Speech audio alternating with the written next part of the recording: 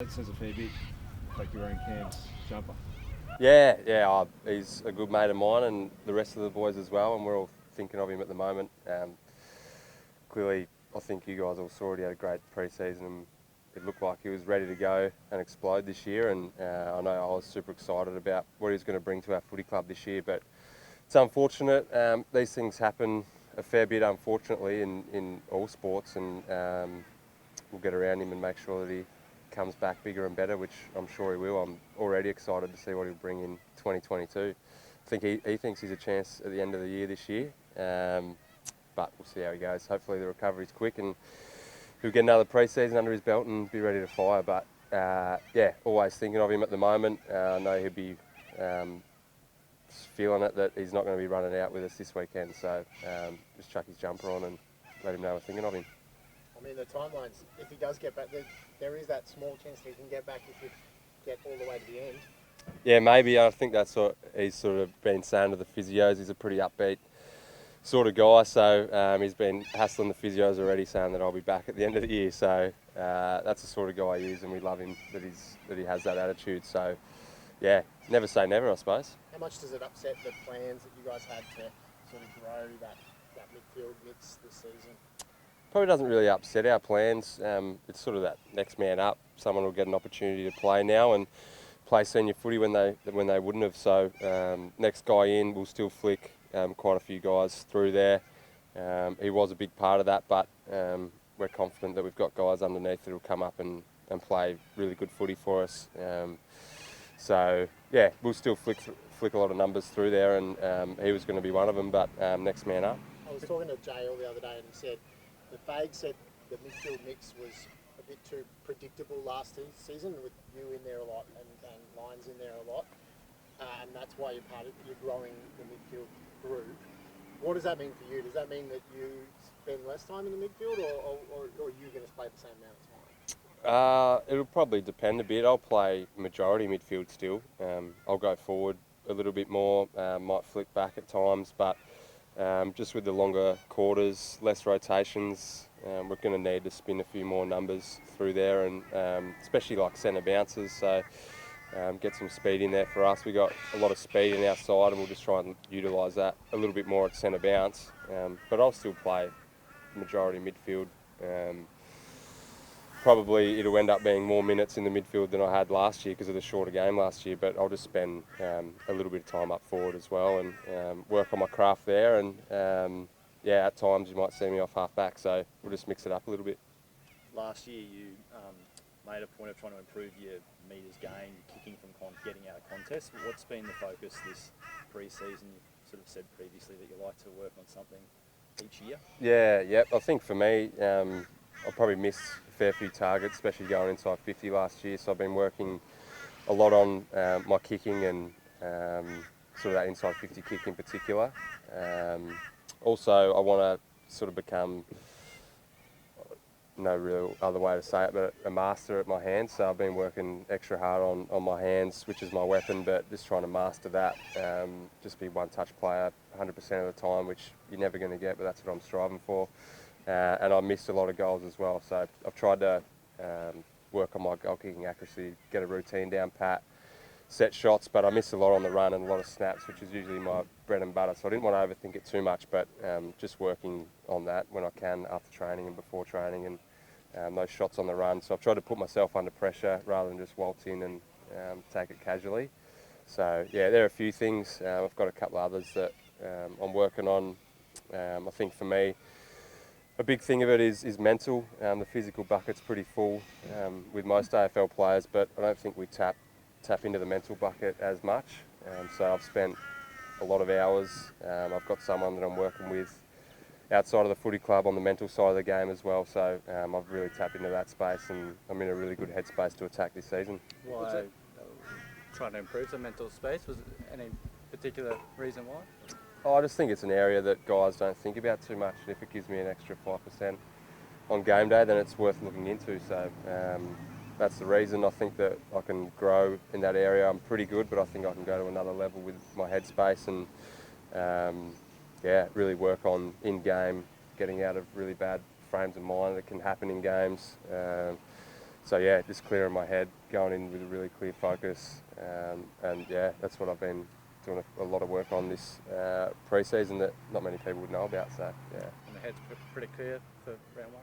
Yeah, I'm excited. Yeah, I'm really looking forward to it, and that's part of it. I want to enjoy my footy a lot more than probably what I have in the past. I tend to be relieved after a game if I've done well and the team's had a win. So I'm just trying to really enjoy the process and enjoy every minute of it, whether that's at training, in the weights room, on the field, whatever it is, just really enjoy the moment as well. There's probably millions of people that would love to be in my position, and it's about enjoying what I'm doing as well instead of treating it as a job and sort of feeling relieved if we have a win. So I'm just trying to enjoy what I'm doing. You're part of an elite club now, mate. How's life changed since the Brownlow? Yeah, it's changed a little bit, I suppose. I'd like to say that I haven't changed, but my life's probably changed a little bit.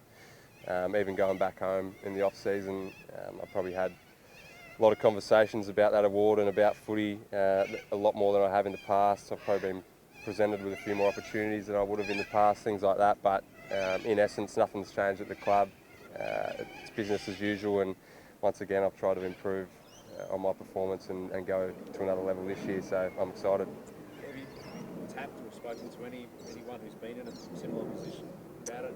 Any advice you've been given? A little bit, yeah. I have. I've spoken to a couple of people, and I won't mention who, but yeah, just about sort of not backing it up and trying to win another one, but just the attention and what comes with it. And I think some people sort of drop off their performance a little bit after a really good year, and I don't want to be one of those. So just once again, it's almost in the headspace of things and how you attack it mentally. So yeah, I've spoken to a couple of people about it. They were past winners as well. Yeah, I've spoken to a couple of past winners, but then the guy that I'm working with outside's really helped me in that space as well. Lachie, where do you stand on this concussion sub-debate? Is it helpful to have such thought? Possibly. I haven't really thought too deeply about it. I only heard yesterday that it might be coming in. I think Chuck's giving me a bit of grief, as he does. But I think the AFL, they've got the players' safety and welfare at the forefront of their mind, which is great. But as for a sub, I'm not really sure. I haven't put too much thought into it. It'll be interesting if it's just a concussion sub or an injury sub. I'm not sure what way they'll go, but regardless, we'll adapt like we have with all the new rules and move on. But yeah, I think it could be a possibility, and I'm not against it. I haven't really thought too much into it. But Does it affect you that we're 3 days out from the start of the season and they haven't decided on this? nah, I don't think so. My first initial thoughts are probably it could give some younger guys an opportunity if a concussion happens. They might get to play some game time that they otherwise might not.